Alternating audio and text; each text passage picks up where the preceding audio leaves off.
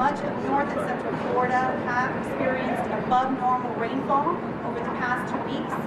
So we're anticipating an increase in potential flash flooding conditions, especially since we've seen that 300% increase in the last 14 days.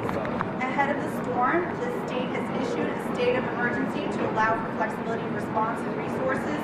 We have received and requested an emergency declaration for FEMA. We have more than 8,000 electrical workers on standby. The governor continues to be in constant communications with the counties that are likely to be impacted to make sure that we have sufficient resources. They've been putting in their requests and we've been filling them expeditiously as needed. We will continue to monitor that situation, as well as the governor continues to remain focused on the efforts here in Surfside. We ask Floridians to please begin their preparations. That includes being prepared to potentially be without power for a few days. Have enough food, have enough water for each person in your family, including pets. Please stay tuned to Florida's Weather Channel. Make sure that you are constantly monitoring all local official warnings. If your area is asked to be evacuated, it is for your own safety. Counties will open shelters as needed, especially for special needs, if they issue evacuations. Please be careful as you begin to make your storm preparations. The governor and our Division of Emergency Management Director have consistently reminded Floridians the dangers of generators.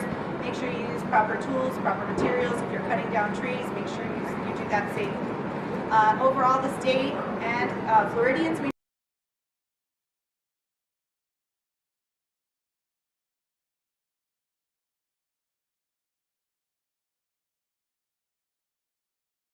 a partir del aviso del Centro Nacional de Huracanes de las 8 de la mañana, Elsa se encuentra a 55 millas al oeste de Cayo Hueso y se mueve hacia el noroeste 12 millas por hora.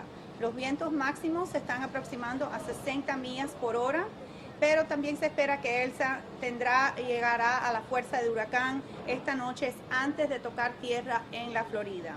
Estamos esperando la posibilidad de fuertes ráfagas de viento y fuertes lluvias, junto con la posibilidad de tornados aislados. Elsa tocará tierra mañana a lo largo de la costa oeste de la Florida, mañana por la mañana. Es importante que los floridanos no se concentren solamente en lo que es el cono, porque sabemos que los impactos pueden ser fuera de la área notificada.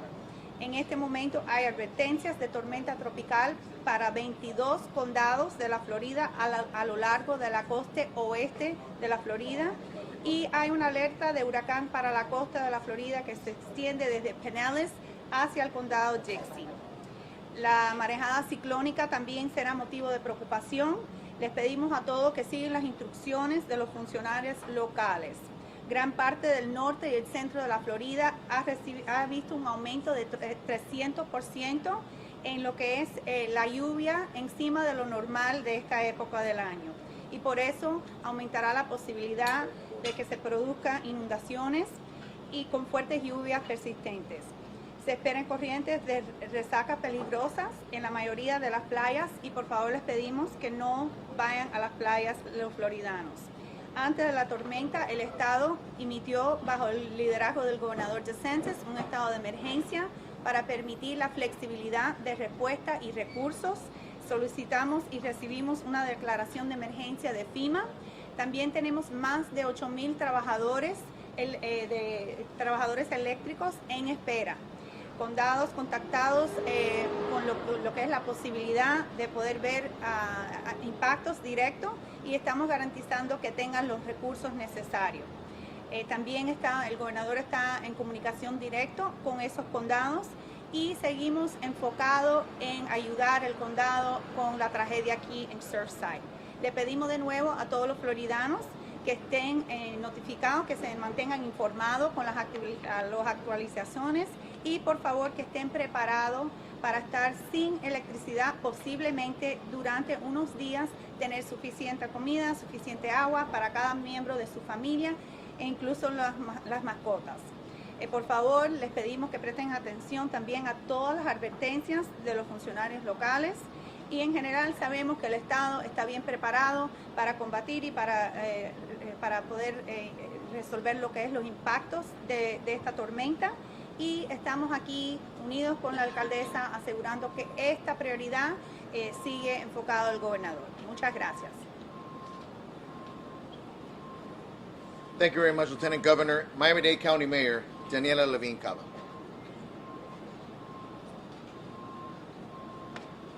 Good morning, everyone. Here we are on the morning of day 13. Active search and rescue continued throughout the night, and these teams continue through extremely adverse and challenging conditions. Through the rain and through the wind, they have continued searching. They paused only briefly for lightning, which is legally required, for up to 30 minutes for pauses whenever there's a lightning strike within 2.5 miles of the site. Regarding the impacts of Tropical Storm Elsa, we do continue to expect occasional gusts and strong showers today, and we're closely monitoring the weather, and we now have our weather service embedded within our search and rescue teams to work closely to track for any changes that could impact the work to assure the safety of our first responders. Through the team's ongoing efforts, we have recovered 4 additional victims. The number of confirmed deaths is now 32, with 26 of those identified. 191 people are accounted for, and we have 113 reports of people who are potentially unaccounted for. As I've mentioned before, the detectives are conducting ongoing and very thorough review of these names and these reports. Many were originally submitted incomplete. So we may only have a name without an apartment number, without a date of birth.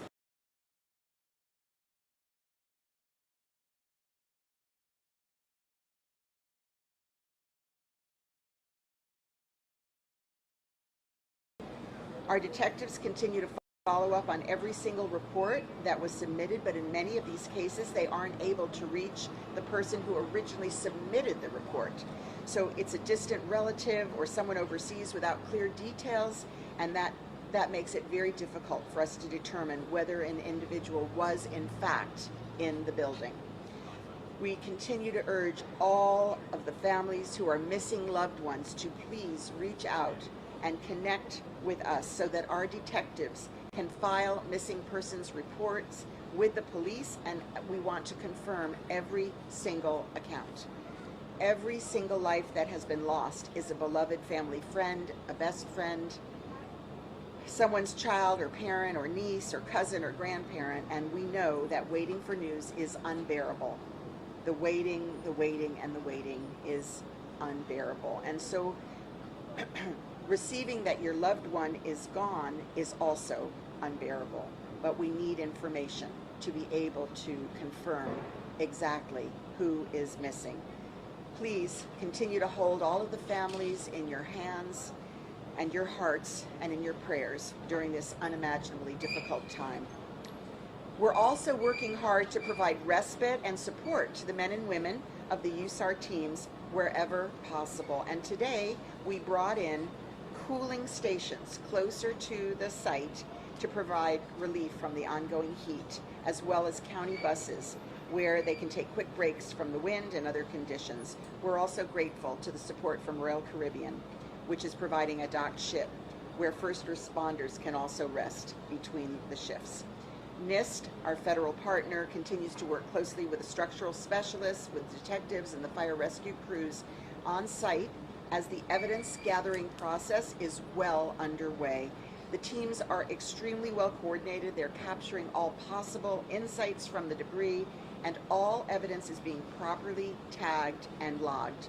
The U.S. Geological Survey and National Science Foundation are also sending additional staff, and the LiDAR scanners are working so that we can better analyze the debris given the rough terrain of the pile, and to make sure that we have the proper equipment and personnel on the site.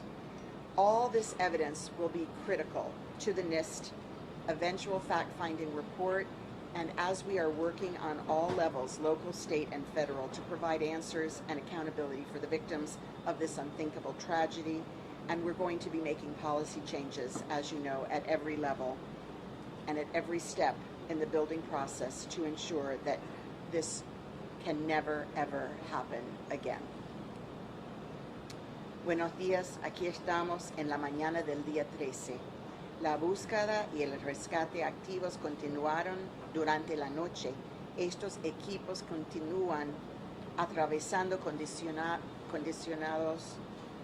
condiciones extremadamente adversas a través de la lluvia y el viento, y si se han tenido que hacer unas pausas por los rayos. En cuanto a otros impactos de Tropical Elsa, esperamos experimentar ráfagas ocasionales y fuertes lluvias. Continuamos monitoreando de cerca el clima y tenemos el servicio meteorológico integrado con nuestros equipos de búsqueda y rescate ahí mismo en los escombros. A través de los esfuerzos de búsqueda en curso del equipo hemos recuperado 4 víctimas más. El número de muertes confirmados ahora es 32, con 26 de ellos identificados. Se contabilizan 191 personas y tenemos 113 personas potencialmente desaparecidas. Como mencionamos anteriormente, los detectives están realizando una auditoría continua de esta lista y están llevando a cabo un proceso extremadamente completo para hacerlo. Muchos de los informes presentados originalmente están incompletos y constan solo de un nombre sin número de apartamento, fecha de nacimiento o otros detalles. De esos 113, solo hemos podido identificar 70 personas de esa lista que los detectives han podido confirmar hasta ahora que estaban en el edificio durante el colapso. Continuamos instando a todas las familias que son seres que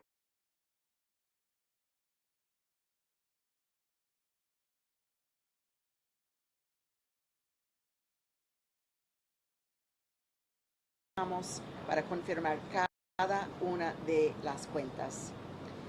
Cada vida que se ha perdido es la de un querido amigo de la familia, es un mejor amigo, un hijo, un padre, la sobrina, el primo o el abuelo de alguien.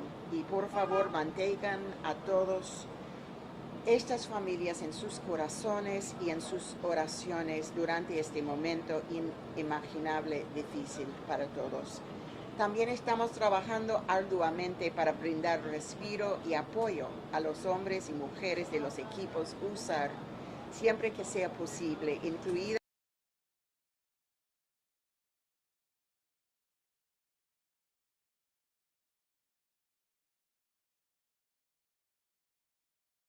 gracias a Royal Caribbean. Gracias a todos.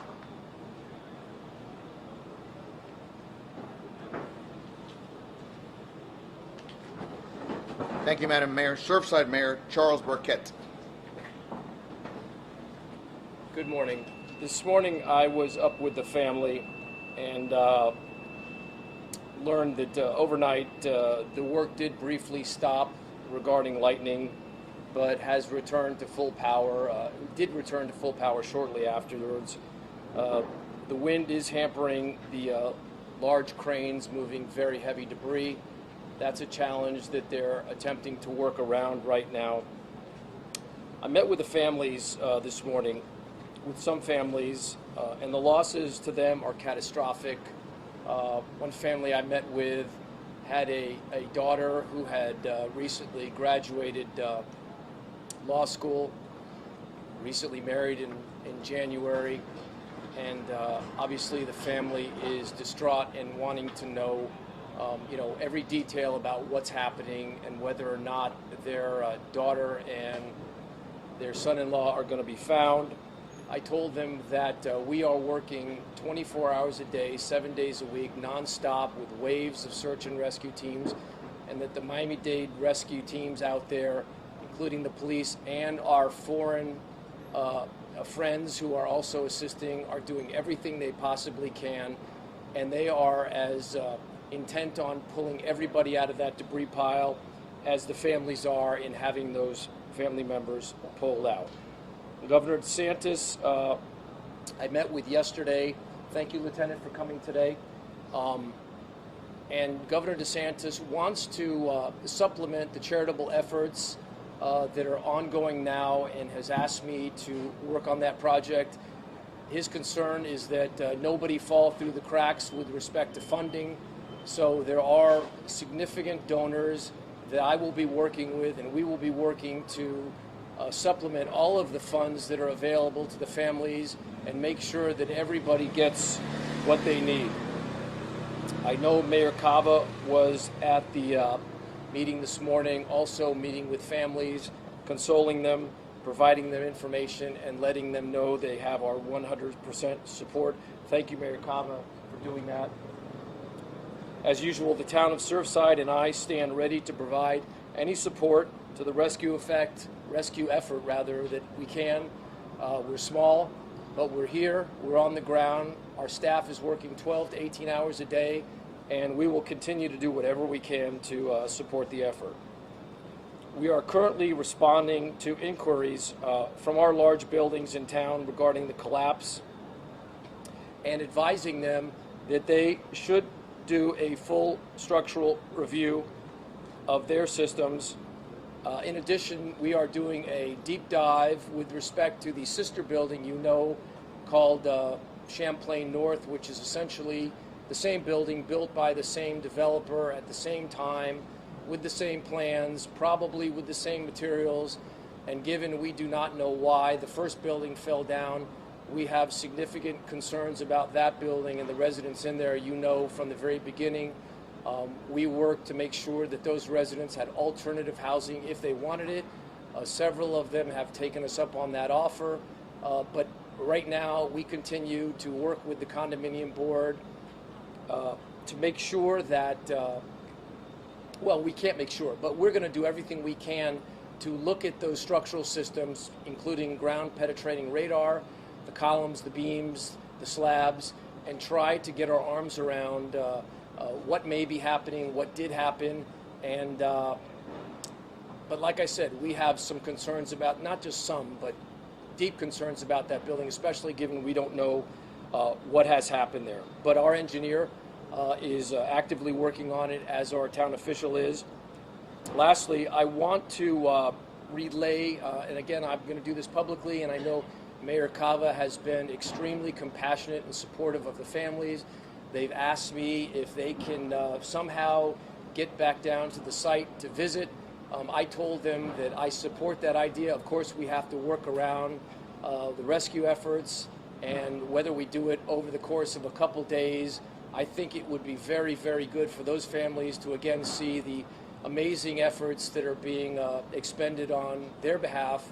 And I will work with Mayor Cava to see if we can make that happen for the families. Thank you very much.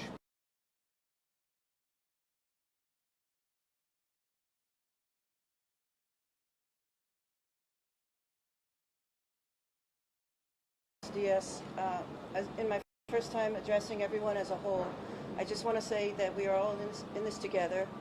The word that comes to mind first is gratitude. Gratitude for all the officials standing behind me here, standing with our community, for you, the media, standing with our community. We've all been here together since day one. Whether you see me here or you see me on the field, I'm there for the people. These are my people. This is my community. This is our community. And I just want to express gratitude for everyone who is helping in this collaborative effort, and especially my town staff who have worked tirelessly behind the scenes, the volunteers, the members of our community. I also want to ask to keep in mind this is about our humanity. This is about the soul of our community, about the soul of the town of Surfside and the soul of the lost people that are still unaccounted for. And please keep that in mind. That's what we're praying for. That's what we're working for. We have an amazing community, and our full support from around the world is amazing. It's keeping us going. It's keeping us strong. It's keeping us whole. We're broken right now, but we will be whole again. Thank you so much for being here with us. Thank you, Madam Vice Mayor. Miami-Dade Fire Rescue Chief Alan Kaminsky. Good morning. We're continuing our search efforts all throughout the entire debris pile, all throughout the night. As mentioned, we did have one stop here at approximately 1 a.m. Due to the inclement weather, thunderstorms, and winds coming through. We were implementing our search again, and again emphasizing searching the entire all grids. Currently, last operational period, still have our federal resources here on site. So our Virginia team, Pennsylvania, Ohio, Indiana, and New Jersey, as well as Florida Task Force 1 and Florida Task Force 2, working around the clock. We're able to remove 124 tons of debris, which is equivalent now to 5 million pounds of debris off the pile.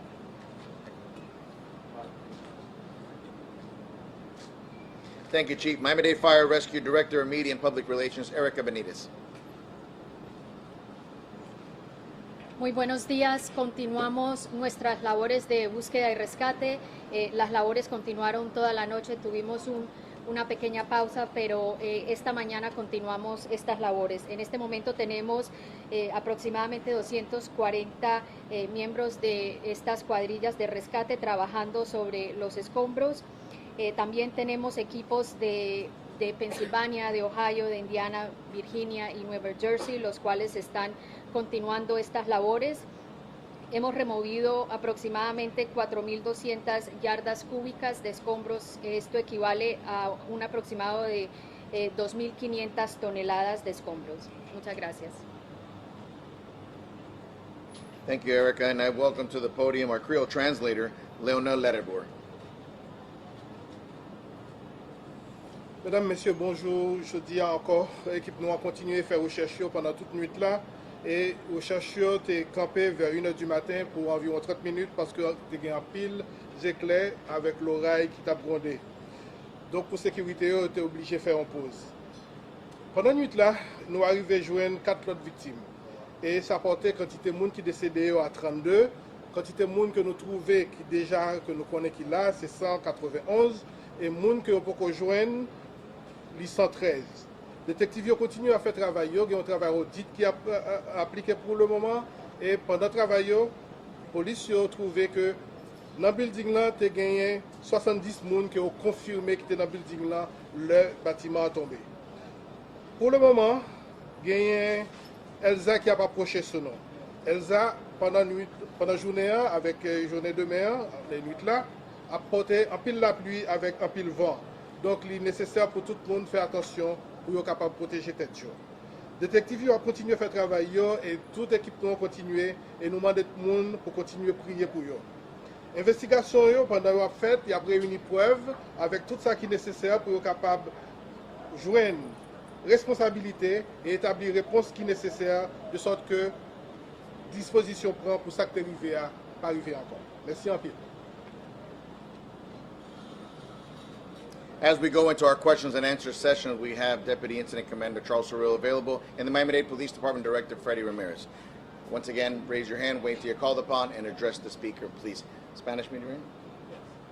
Queríamos saber en español qué tipo de ayuda exacta van a recibir los sobrevivientes y afectados por el colapso, especialmente las personas que no califican para la ayuda.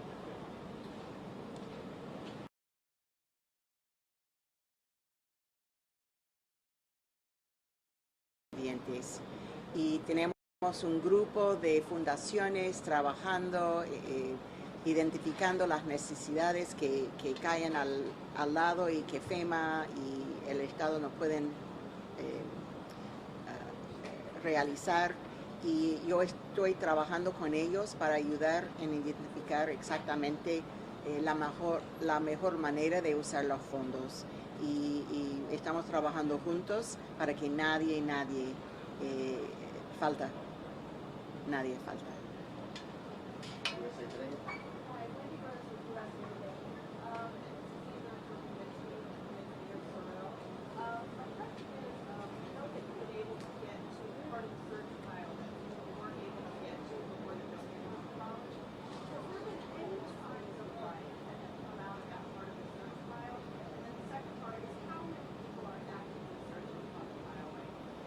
At any given moment, we have over 200 firefighters that are actively searching on the pile. In regards to, yes, the grids that we weren't able to access with the building that was still remaining in place, we have been searching those areas. B1 and D1 was those primary grids, and then partial into B2 and D2. No, unfortunately, we haven't, come across any voids. Associated Press. This is all for Chief Kaminsky. There was a report that you're having issues with water in the parking garage. Is that correct? And where did the water come from? Was it from the rain or from fighting the fire earlier? Or Multiple sources. Yes, early on when we first arrived, the garage was partially filled with water, so we were actually pumping throughout. Once we maintained and were able to suppress the different water supply systems, also with the rain and also with then when we were attacking the fire throughout. So multiple times we've had to pump out the lower garage area. it's good now? Yes. Sir. This is regarding the ongoing investigation, and I know it's a bit of a broad question, but how much closer are we to finding the cause of this collapse than we were 13 days ago? So, as you all know, we were focused squarely on search and rescue, but while preserving all possible evidence. And NIST, the National Institute for Standards and Technology, is leading the federal investigation, and they have been able to tag all of the evidence that has been already gathered, and they are embedded and working with our police department to tag everything that is coming through the pile. They've also conducted LiDAR, about 3D picture taking of the building before the demolition, and of course they've been speaking as well to many, many people with information that could contribute to understanding the causes. So through NIST we'll be having periodic updates. Obviously many, many other people are seeking information. Our state attorney is coordinating locally what would the future investigation. So it's very early to name any sources, but of course everything is under review. Bro. Oh. Hold on, I want to see if they can repeat the same thing in Spanish. Estamos siguiendo con la investigación, especialmente por el gobierno federal que está totalmente involucrado en la búsqueda de la evidencia y marcándolo, pero nosotros estamos siguiendo con la búsqueda como siempre y estamos guardando la evidencia para el futuro mientras todos están mirando, dando entrevistas con todas personas que tienen información. Pero es muy, muy temprano decir algo de las causas. Bro.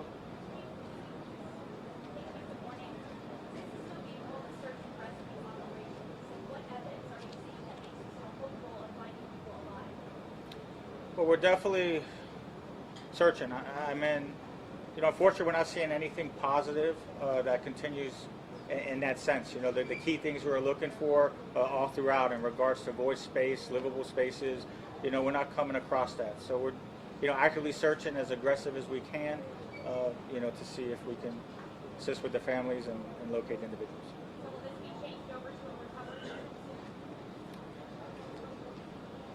That we don't know yet. I mean, we're actively looking into and having different dialogues in regards to our strategies moving forward. We got Christian over here, followed by my question's for the chief. Mark. Morning. Of the 9 search grids, have you been able to clear any of those? And my understanding is 3 of those were underground. Have you been able to get to those search grids? And if not, was it flooding? When are you able to get to that part of the site? No, we haven't been able to clear any of the search grids. Again, G1.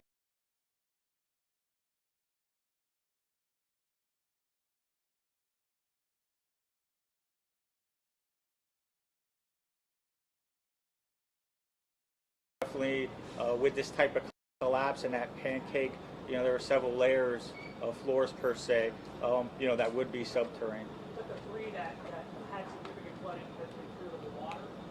Yes, we've actively, maintained pumping water anytime there needs, and yes, that's been clear. over here, followed by the lady in blue.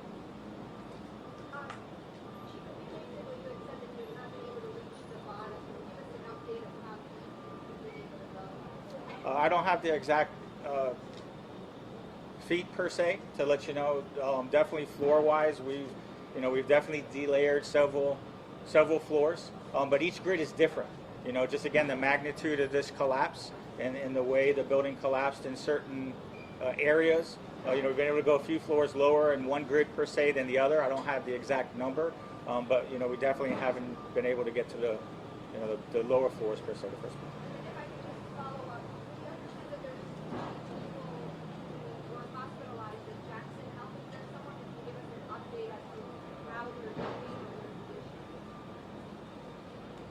From victims that we rescued, or yeah, we wouldn't be able to provide that. Last two questions right here, sir. We'll This finish is up with you. also for the fire chief. Sorry, I apologize. Chief, have there been any injuries or have any of the rescue personnel needed medical treatment for any reason after working on the debris field? We've been very fortunate where we haven't had any significant injuries to any of our personnel, our firefighters. We've had some minor dehydration concerns. Obviously we're working around the clock. These brave men and women, we're going full speed, 110%. So it's definitely a lot of work exertion that we're performing. So we've had a few dehydration, as was mentioned earlier, with some buses that we brought in to kind of help with the rehab cycle, just to cool body temperature and stuff. But very fortunate, no injuries, significant injuries to report. Mayor, obviously there's going to be an extraordinary amount of civil suits being filed down the road. The Condo Board, the conversations with these people, obviously you're dealing with legal reps. Obviously they have a sense of remorse, but how have those conversations gone, even if you've had time to deal with that?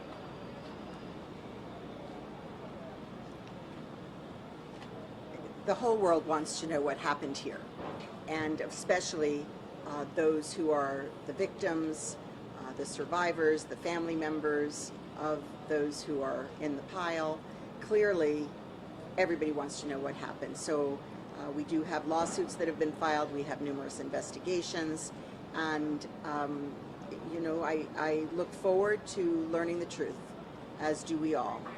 But I think it will be a while till everything is understood, and I'm very confident that especially the federal investigative team will get to the bottom of this, and that we'll learn what happened, what could have been prevented, and how to make sure it never happens again. Thank you, Madam Mayor. We were able to squeeze in two last questions. We're going to go with NBC and finish off with Telemundo. Could you guys help better explain the discrepancy between that 113 number and the 70 number, and what is being done to identify those 43 individuals? And my other follow-up was, Lieutenant General Russell Honore suggested that this should go through a recovery process. And I'm no expert on this matter, but there are families that are also very eager to recover their bodies for burial purposes. If you guys were to go the recovery route, would this process be sped? Your first question was about the numbers. So as we've said all along, we've taken every single tip into consideration. People call anonymously. People call and don't leave return phone numbers. People call with partial information, not enough to really secure whether that person may or may not have been in the building. So we have been extremely diligent in following through on all of those leads. We know that there may be people in the building that were in the building that nobody has called to identify. So we want to be as thorough as possible. With that to be said, we are now preparing to differentiate between those that we could confirm were in the building and those for whom it's still not confirmed in the way that we would feel confident. So we will be continuing to update those numbers, and we'll bring you updates as soon as we have them. And is part of your team trying to reach out and follow those leads? Oh, yes. So we have detectives constantly calling. They've reviewed dozens of databases to confirm whether